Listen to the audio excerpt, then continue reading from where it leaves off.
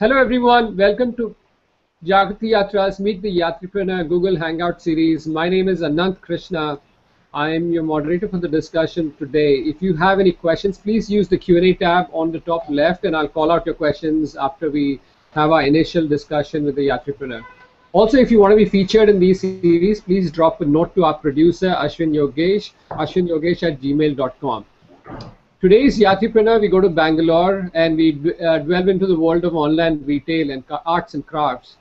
Saurabh with ArtsyIndia.com. Saurabh, welcome to Meet the Yatripreneur. Thanks, Anand. Ashwin, can you put the first slide so we can start right off there?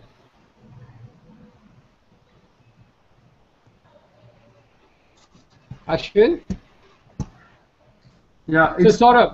So Saurabh, give us an intro to ArtsyIndia. I've also put the website up. So why don't you give us an intro of what ArtsyIndia exactly does, and also then walk us through what this website is.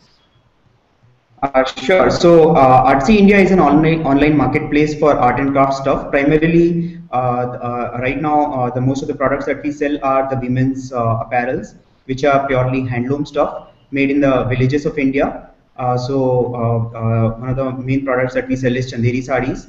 And we also have Kerala sarees,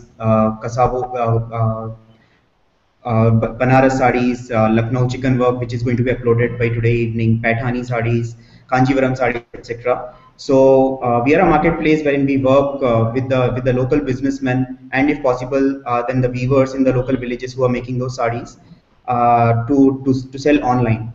So that's what ArtsyIndia does. All right, so you have a website as your predominant place where you put all this information, right?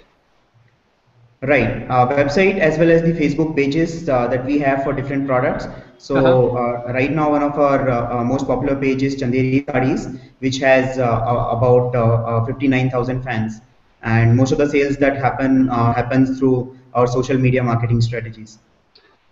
So we'll get to it in a little bit, but take us to the beginning. You were working in a corporate sector.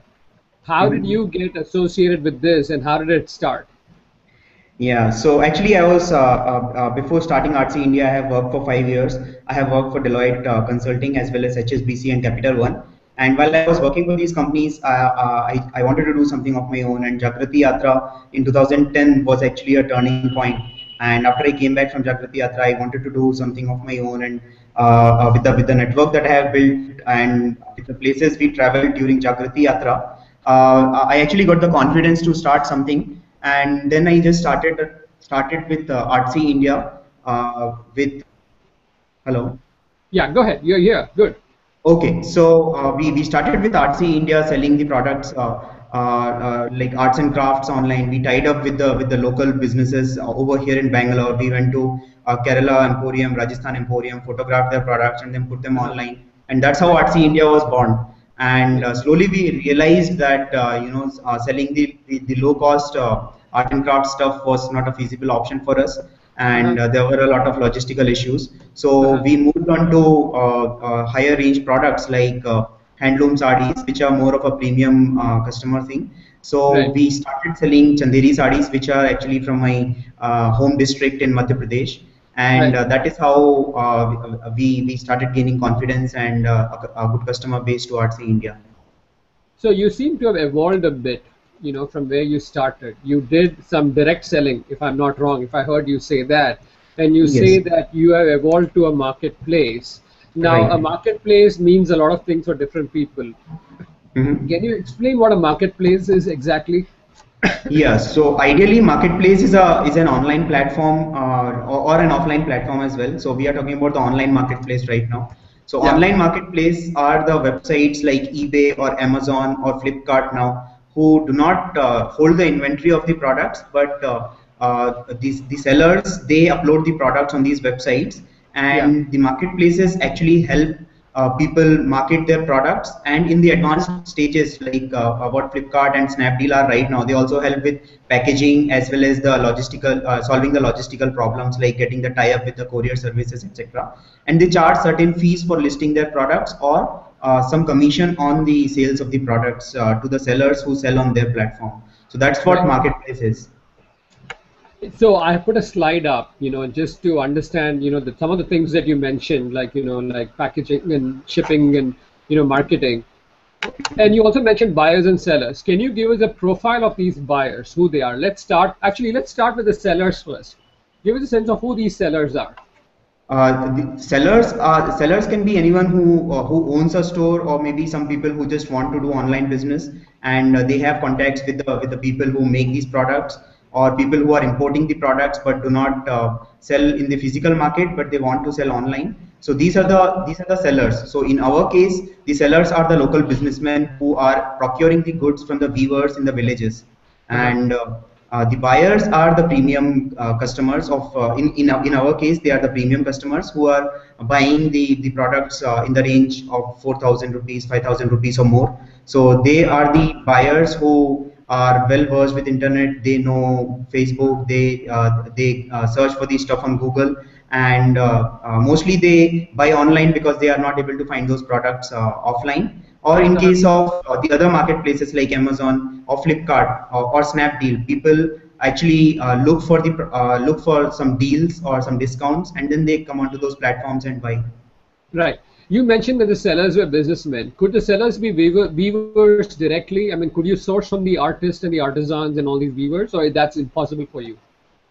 It's a bit difficult for us because there are certain challenges in procuring the goods from the weavers. Uh-huh. Because the first challenge is that weavers are uneducated to a certain extent, Hmm. and weavers are almost busy making the products rather than being well versed with internet to list their products online. And most of Right. the way the handicraft and the handloom market works in India is that if you go to a village like Chanderi, Uh-huh. there you'll find hundreds of businessmen and thousands of weavers. So approximately there are some 5,000 weavers in Chanderi. So all Hmm. these weavers actually make these sarees in their huts, and on an average in one family there will be three handlooms, and each of these Right. handlooms will be producing just about some 3 to 4 sarees in a month. So Right. if we talk about a family, hardly somewhere around 10 to 12 sarees are produced every month from each family. And so if viewers are going to list them online, they'll have to wait for like a really long time to get their products sold on any of these marketplaces, because marketplaces generally have thousands of products, and the Right. probability of each viewer selling these products out of their 10 or 12 products is really less. So it Right. doesn't work out for the viewer very well, even if he is educated enough. In Right. our case, they are not even educated enough to sell the products on online. And the other thing is, because our products are apparels, which are sarees and all, and most of these marketplaces like Amazon and Flipkart, they have the condition that they should be modeled using the physical models, etc. So these products, they are not able to list their products directly on the websites. So Uh-huh. the only option that is left with us is to tie up with the local businessmen who procure from hundreds of weavers. So they Uh-huh. have thousands of sarees coming every month with them. So they have Right. an option of selecting a few sarees and then clicking them in a normal way by keeping it on the mattress, etc. And then they list they'll send us the photographs of a lot of sarees on a regular basis. Like every 3 or 4 days, we'll have some specific set of photographs coming up every 3 4 days. So that actually provides a lot of variety to the customers. So that keeps the customers bound to our platform rather Right. than viewers listing their limited number of products on the website. But when you go to a village, do you sign up with the biggest businessman, or how do you profile businessmen that suit what you want?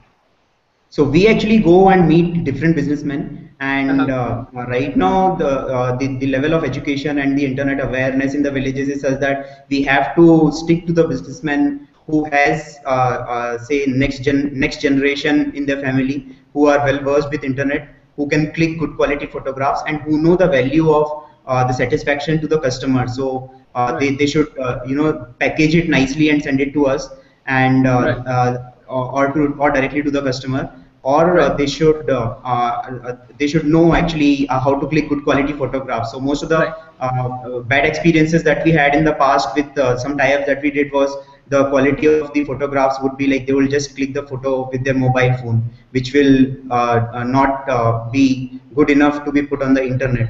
But there Hmm. will be some businessmen who will have some person in the next generation family, next generation, who will have good quality cameras, which customers can actually zoom those photographs, and they Right. can make a decision whether to buy those products or not. So our decision is mostly dependent upon their level of education rather than their being a big player in Right. that village. That's a great profile of the sellers, man. Now, you also going back to the buyers now. You said between 4,000 and 5,000, you segmented it actually. You also Mhm. said that they were internet savvy. Yeah. What other profiles are you seeing out there that are coming to your site? I mean, give us an insight, a little more detail of what are you seeing? Profiles as such, like the educational Are these, level or I the. mean, are these women? I mean, predominantly they're women, right? I mean, when Yes. you, yeah, and Yep. then, yeah, give us a sense of what exactly these customers and buyers are seeking out there. If you can, segment out by their personalities, by their affordability, by the, Mhm. if they're a class that you organize them, give us a Yep. sense of that, a profile. Okay, so if we go by education level, then that is not a factor in our case. They are Uh-huh. like most of the women who buy from our website. It's not that they are like really very highly educated. They just know how to use Facebook, and they are like independent women in their family who just keep browsing the internet, and they come to know about our website, and Right, they research about us. They go to our Facebook page, they look at the photographs, and most of the orders that we get would be through WhatsApp or over telephone rather than through the website, because these women would not know how to place an order online directly through the website by adding to the cart and then making the payment online. So that's where the cash on delivery contracts help us. And right, these women are from the families who are higher middle class to the premium class. So right, in mostly in case of premium class, they will be looking for some exclusive stuff, while right, in case of the upper middle class or the middle class, they'll be looking for their affordable range, which will be like between 3,000 to 5,000 rupees range, right, and right, they'll be looking for that specific product. So they want to buy chanderi sari, and they are not able to find the original chanderi sari elsewhere, so they land onto our website because it's the biggest Facebook page on internet, and right, so they'll browse through our website and they will buy the products by calling us or by placing an online order directly. right. And the third segment of the customers that we see is from the international market. So there'll be people from Kerala who are working in Dubai or UAE, or Uh-huh. people who are from Mumbai or North India who are working in the United States, or people from Gujarat who are working in Surat. So they will be ordering the products directly to their country, or they will be ordering the products to their hometown. Right. So And that are is the you profile seeing of customers. are you seeing from smaller towns in India as well? Are you seeing from secondary towns and tertiary towns? From second-tier cities, we do get some orders, yes. Uh-huh. But from the orders that we get from very small locations like villages, etc., they are the orders mostly from the villages in Kerala. But they are not the orders placed from Kerala. They are the orders placed from UAE or Dubai Right. or the Middle East. So people actually order it to their hometown in Kerala. Right. So you said Facebook and WhatsApp, and I'll come to that a little bit later. Talk to me about some of the things that we've listed here in the marketplace. What all do you do? What all does Artsy India do in the some of the things we've listed? Do you list for people, obviously, right? You Yes, market for them, obviously. Now, do you right. do promotions as well? Do you do promotions as well? Yes, we do promotions in terms of discount offers. We do not do many discount offers because our past experience has been that because our customer base has been premium customer base, so Right. they actually do not like our website to come up with the discount offers, because that actually reduces the trust on our website and our I see. products, because our products Right. are authentic in the premium range. And in terms of the other things that we do for the sellers is very different from what other marketplaces do. What other marketplaces do is they will just have an online platform, and then they will ask the sellers themselves to list the products. But in our Mm-hmm. case, there are a lot of challenges. The people Mm-hmm. don't know even what is a website in those Right. villages like Pathan, where they do not even know what cash on delivery or even what the courier service is. When we asked them, can you send us the sarees directly? They said that, we'll keep it in the local bus, the bus that goes to Mumbai, and you can go to the bus stand in Mumbai and pick up those products. Yikes. Yikes. So those are the challenges that happen. So we actually work directly with them, and we'll identify some next generation person in that village or in that family itself, and then we'll try to train them about the courier service, and then we will try to tell them, that there should be 2 or 3 layer packaging which should be Right. weatherproof, Right. and we help them list the product. So we actually tell them how they can send us the products through email, and then Right. most of the cases we have to list their products on our website rather than Right. other marketplaces where the sellers have to list products themselves. Right. So that is so our role actually comes in the initial stages, right from the beginning, while getting the courier contract and the packaging and telling them about listing, etc., and But listing you're fees, not. etc. But you're not doing the packaging. You're not doing the shipping, right? We They are are not. doing it then. Right. Yes, shipping. They are doing the shipping themselves, but in case of shipping, we are trying to get our own shipping contract because Right. of certain issues like the money that comes for the cash on delivery. So if the Right. money goes to the sellers directly, the cash on delivery through their own cash on delivery contract, then we have to send our own recovery agents to collect our commission. So we are trying to have our own cash on delivery contract across India with multiple pickups, so that the courier person directly picks up in our name, and Right. then we get the cash on delivery money, and we transfer the rest of the money, cutting our commission. But you obviously, when you say cash on delivery, then you do the payment processing as well, right? You do the payment processing, you do the Yes. returns, and you have a call Uh, center also. I see. Do you have a call center? yes, we do have call centers. Right now, we have a very small team, so most of the calls Uh, are handled directly by me. okay. And regarding the returns, that is an issue because we directly deal with the people who are in the villages and small towns. So Right. they, in most of the cases, they are not ready to take the returns back. In case the Right. customer refuses to accept the cash on delivery parcel, Right. or in case the customer doesn't like the product and if he returns that product, they will not return it until and unless the product was defective. Right. So in case the product was not defective and it was returned to us, then we'll have to keep it in our office, Right. and it will be sold sometimes in the future. So that's not Right. an issue with us because the returns, anyways, our products are premium range products, and most of the products that are ordered in that range are not returned. Most of the Right. returns happen in the lower range. Like Uh-huh. if we tried listing the products in the range of 1,000 rupees, 1,200 rupees, and on. So most of the returns happen for that range and not for the higher range. What is the number? If you want to throw a number on returns, what is the percentage of returns? Just the ballpark number. So far, the number of returns in our case would not have been more than 2%. Okay. Okay. Yeah. And you were talking about premium and authenticity. You know, Yeah. what separates you from there's so many other sites out there that are selling apparel and they're saying they're also selling chanderi. How do you Yeah. guarantee the authenticity, you know? So, it's a very tricky question because if you see most of these marketplaces, say for Uh, example, if you so I would not like to name the yeah, players. don't take names. Don't take names. Just yeah, yeah, yeah. If you go to these websites and if you type Chanderi sarees name over there, you will see Uh, Chanderi sarees in the range of some 600 rupees or 1,000 rupees or even 2,000 rupees. So those sarees are actually not Chanderi sarees. They are not made in Chanderi, and there is some specific characteristics of a original Chanderi sari which only the experienced buyers of Chanderi sarees would know. right, So people are selling a lot of duplicate stuff. Most of these stuff which are being sold in the name of Kerala sarees or Chanderi sarees or Pathani sarees. So they are all power loom sarees which are in the right, range of like 1,000 rupees to 2,000, 3,000 rupees, and right, they are all designer stuff made in the power looms of Kolkata, Banaras, or Surat, and they are not the original handloom products. right, But then we have some recently some new websites who are selling the ethnic Indian products, which are also in the premium range, but they are also designer stuff made by some original fashion designers, and right, they are also synthetic stuff, but then they are also selling it in the name of Chanderi. So it becomes really difficult to identify whether it's an original Chanderi sari for a customer who is not experienced. People hmm, who are like 40 years old, 50-year-old women, they actually know just by right, looking at the photograph and the patterns, they will come to know that this cannot be made in Chanderi. And when they receive the product, then it's really very easy to identify whether it's a Chanderi sari or not. Because Chanderi saris are really lightweight. They right. are just about some 6.25 meters of fabric would be just about some 400 grams.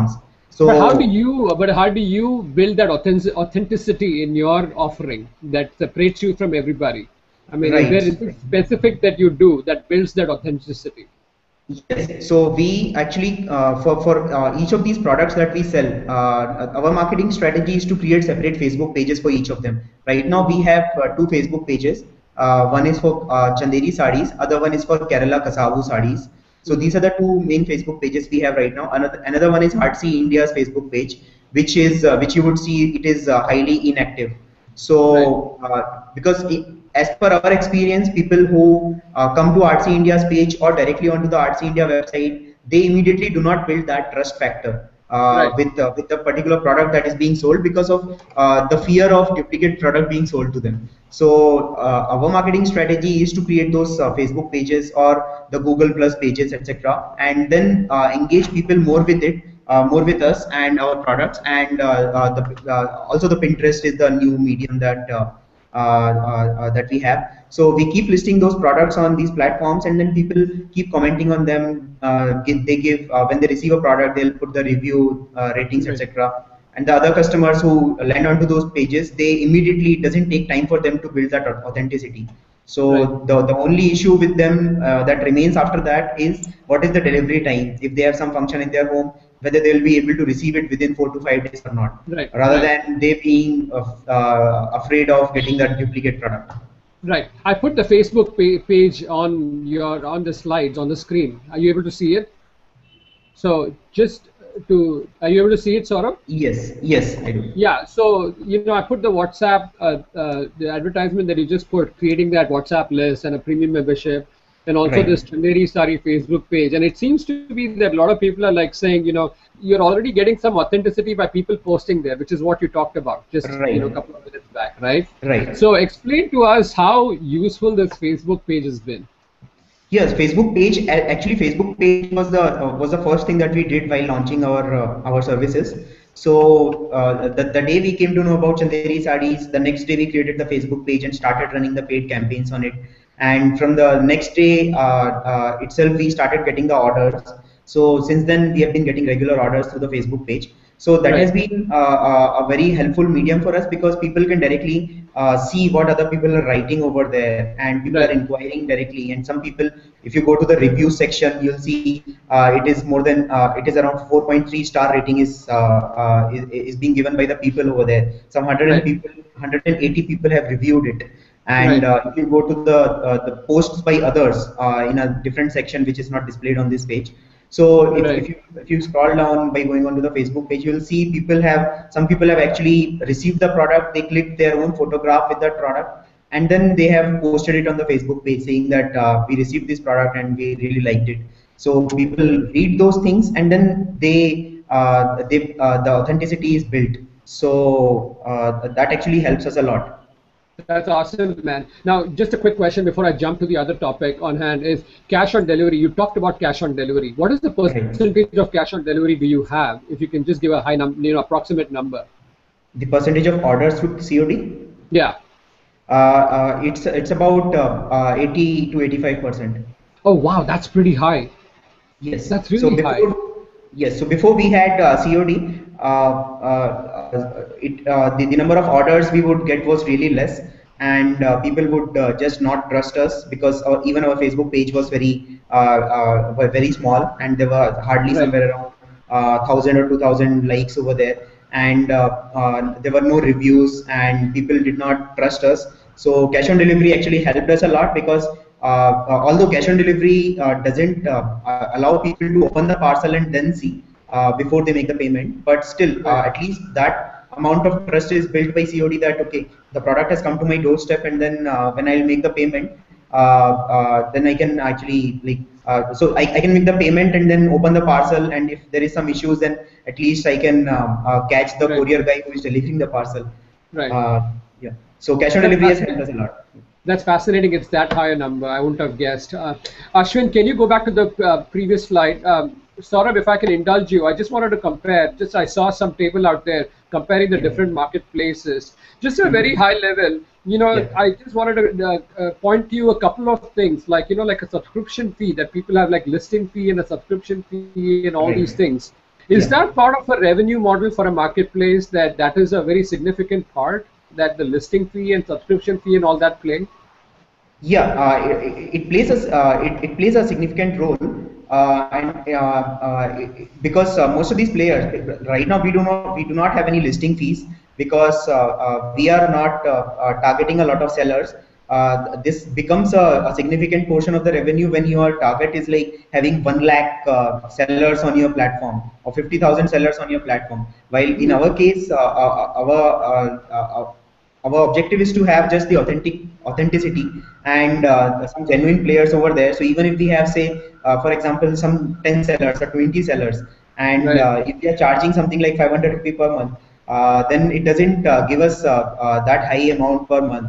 Although Right. that would add to our bottom line, but still it doesn't help us much. But for players like Amazon and eBay, who have like millions of sellers listed on their website globally, so for them it will become a significant portion of their revenues. And most of these marketplaces are making losses, so any money that comes to their pocket is good money. Right. And then are you funded right now, or are you bootstrapping this, or are you just using your own funds? We are bootstrapping it, and we are not using very like we are going lean and mean. Our team is really small, Right. and our marketing strategies are engaging kind of marketing strategies. So like social marketing strategies. So once a person has liked our Facebook page, and if he has purchased a product once, he engages us with us repeatedly, rather than we investing money on Google Ads, etc., where the money just leaks. Some person comes onto our website, and if he Right. leaves, we do not have a track of who visited our website. Right. So our marketing strategies are to bring as many people on board with as less an investment as possible, and Right. that's how we are doing it with bootstrapping, and we do not have any external funding so far. Right. So there are a lot of established players out there, right? And you're also, what if they enter your market? I'm not asking you to reveal your secrets, but maybe a Mhm. couple of things that you can do to beat these guys on their game. I mean, how are you thinking that?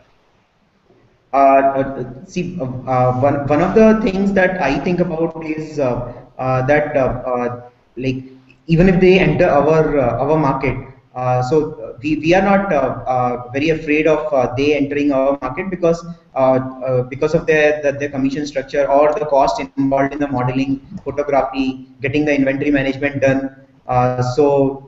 Because of all those things, it's a bit difficult for them to venture out into it very aggressively. But yes, there are some big players in the market who are holding a lot of inventory in cities, etc., and who can get the photography and all done. So, but in our case, our USP is directly tying up with the suppliers into the villages, who can actually provide us a lot of variety on every 3 day or every 4 day basis.